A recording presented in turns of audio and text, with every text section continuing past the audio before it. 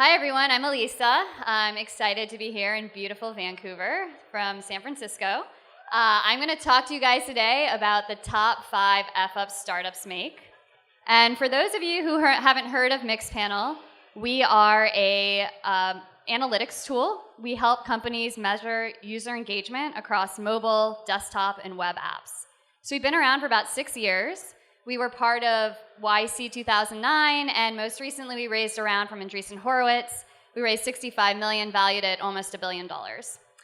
So we've grown a lot over the last 6 years, and I've been fortunate enough to be a part of that growth. So I joined when we were about 8 employees. Had the dubious honor of being the first female in a 4th floor walk-up with a co-ed bathroom and a bunch of engineers. So I have my battle scars. But it was a lot of fun. We took the company from about 5 billion data points processed a month. We 10x that.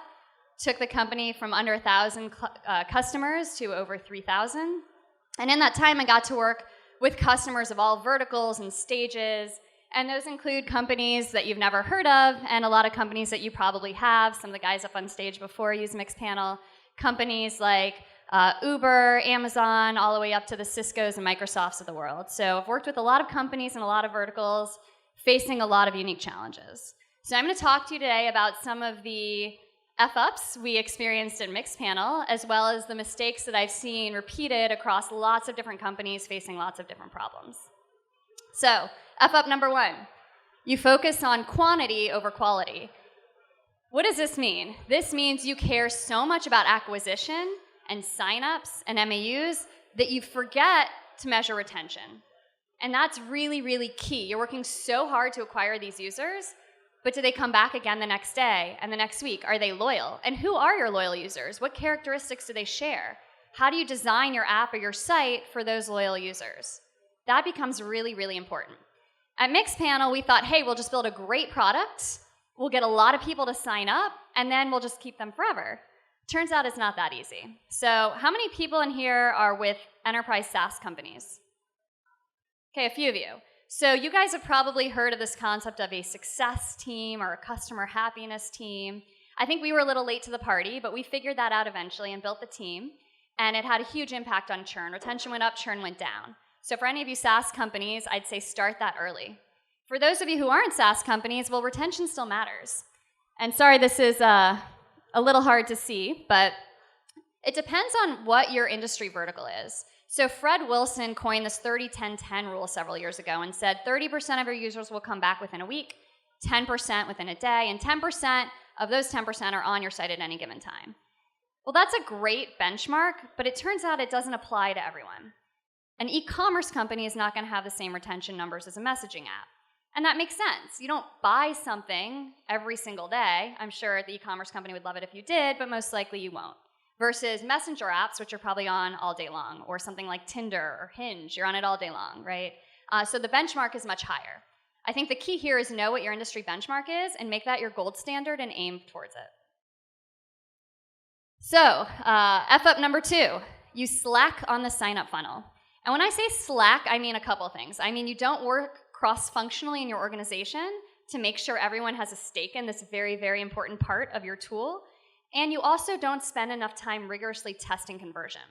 So at Mixpanel, the give and take has been between the sales team and the product team. So sorry, again, hard to see here. Doesn't even look like there's really an image there, but our sign-up is extremely minimal. It is your name and your email. And if our product team had its way, that's all it would be. If our sales team had their way, we would have 15 fields. They'd want to know everything about you, your phone number, how many kids you have. So it's been a compromise. And now we have a 2-step sign-up funnel. This is the first step. The second step, we ask you some optional information. What's your phone number? What's your company? And this has been a give and take across the organization. So lesson here is make sure that you're not letting one team dictate the entire sign-up process. And always test. For us, it's how can we get the highest conversion rates with also the highest ROI from the fields that we put in the sign-up form. If you have a mobile app, this becomes even more crucial. So a mobile app, your sign-up process is often your landing page. For whatever reason on a mobile app, we have decided that we are okay authenticating. On a website, we're a little nervous, but I guess we've downloaded the app on the phone, we're going to authenticate. So a lot of apps, and I think this is great, have you authenticate right away. And this is great because the app gets information about the user. Now they can interact with them. They have an email address. And even better, maybe they've used Facebook Auth, and they have gender, they have age, they have all this crucial data they can use later to market to the users and to customize the app for the users. So let's talk about marketing and how marketing wants to own the sign-up funnel. Marketing probably doesn't want a Facebook logo on the sign-up page, and I hear this a lot. They want their own branding on the sign-up, and I get that.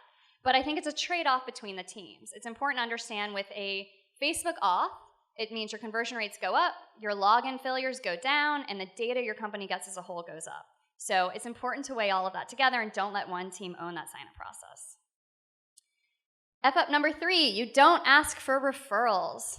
So referrals means different things at different companies. At Mixpanel, we, believe it or not, have no marketing. We have 0 marketing people at Mixpanel. And the number one way we have driven signups at Mixpanel is a badge in the footer of a website. So we offer 200,000 data points if you put the badge in your footer. And we have now tens of thousands of websites across the internet that have our badge on them. It's how our investors found us. It's how Andreessen found us. It's how lots and lots of clients found us. And it has a link to our website, so hey, we have great SEO now. This has been a game changer for us. So I encourage you, those SaaS companies, come up with some incentive. What do you get in order for some referral to your website? For you non-SaaS companies, we were talking about Venmo a little bit earlier, and Alex was talking about PayPal and the success of Venmo. Venmo has really done a great job with referrals. How many people in the room use Venmo? Is that it, really? Oh, it's not in Canada. All right, fair enough. They've done a really great job in the US, and everyone in the US would raise their hands, so take my word for it, they've done a great job on virality and getting the referrals. And what they've done is really smart. They initially thought, first of all, they found out that someone that came from an invite had a 20% conversion rate versus people that came from an ad or organically. They said, hey, you know what, getting someone via an invite is key for us, and it makes sense, right? You're only going to use a payment tool if you have friends in that payment tool. Otherwise, you have no one to transact with. But they said, how many referrals do we ask for? So initially, the idea was to ask for you to spam everyone in your contact list. The more referrals, the better. But they discovered the conversion rates on that were really, really low. So they said, well, how about instead we pay you $5 if you invite your best friend? So instead, they asked for 1 to 2 referrals with a $5 incentive, and conversion rates skyrocketed. So it's a really smart way that Venmo worked to get referrals by focusing on just 1 or 2 instead of asking someone to spam their address book. Number 4, you don't A/B test. So I talk to companies all the time about analytics, and one of the first questions I always ask is, tell me about your A/B testing strategy. And I hear almost all the time, it's on our roadmap. It's coming soon. We'll get to it once we've launched. So A/B testing is crucial. Maybe you guys are all just total product and marketing geniuses, but for those of us who aren't, we don't really know we're doing a good job unless we're testing.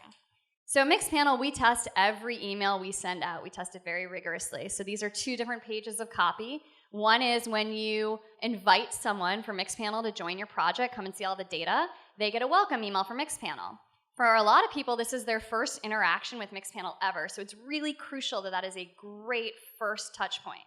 So we A/B test the hell out of it. And we don't just say, show me how people view it, or show me how many people click it. We see how many people actually do our call to action, which in this case is come and sign up for an account. So remember to A/B test all of your marketing copy and figure out what works, what doesn't. Test the subject lines for open rates, test the emails themselves for conversions or the call to action. So another great example of A/B testing is one of our clients, Duolingo. They are a brilliant app. They have a brilliant business model. They are a language learning tool that has their users do translations, and that's how they monetize. So really smart business model, and they run tons and tons of A/B tests. At any given point, they're running about 13 concurrently, which is really admirable. And they were able to 2x their retention by running all these A/B tests. And one example is they have this tutorial. When you sign up, they wanted an easy tutorial, build your confidence, get you, understand how Duolingo works. And so really easy questions, like this says which one is a man, and there's a picture of a man and a coffee and a bread, and it's really easy. And they gave you 3 hearts, and they said, okay, if you get through, every time you get one wrong, you lose a heart. Well, to their astonishment, people were failing the tutorial. So they said, all right, let's add another heart. So they put in 4 hearts. Okay, great, conversion skyrocketed. They said, okay, well, let's just keep adding hearts. So they put another heart and got 5, And then conversion rate plummeted. I think people thought it was too easy. Who knows? They would never have guessed that 4 hearts was the magic number unless they had run lots of tests to figure that out. All right, final F up. You don't have one metric that matters. So before we heard talk about what we call at Mixpanel bullshit metrics. These are MAUs, sessions, page views, uniques. These are metrics that go up and to the right forever and make you feel great about yourself. They are vanity metrics. But they're not actionable. They don't tell you how to make your app or website better. They don't tell you what to do.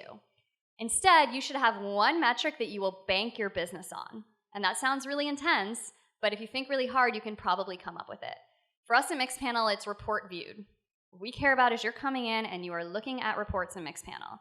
And if you're coming back every day and doing that, well, then we've succeeded. So we obsess on that one metric. Let's look at reports viewed. Is that going up? What percentage is it going up? Is it doubling over time? Hopefully it is. So key takeaway here, come up with that one metric. Don't focus on sessions or MAUs or all these BS metrics. Focus on something that's actionable and then you can impact. So that's all I've got. I hope that's helpful. And just remember, don't make any of these F-ups. Focus on retention, collaborate on the sign-up process, have referrals. These things will make you very successful, and best of luck to you. Thank you. Let's see if you take a question or something. Any questions for Lisa? Questions? Eric. The developers always have too many questions, man. You harass the data guys. All right, so I've got a question, I guess, around when you're talking about A/B testing and always do it. So kind of my take on it has been like, when do you start to introduce that? Do you start to introduce that when you actually have a reasonable amount of volume that you can come up with kind of statistical like significance? Or do you start even doing that right from the beginning and even just using that as like a signal point to kind of indicate, and still going a bit off of kind of vision/feel? I mean, my answer would be it's never too early. Even if it's a small subset, you might be able to get a statistically significant answer for it if it's highly skewed, and why not get that data? It doesn't cost that much to do. It's not that hard to do. There are a million tools out there to help you do it. Why not? Thank you. Give it up for Elisa! Thanks, guys.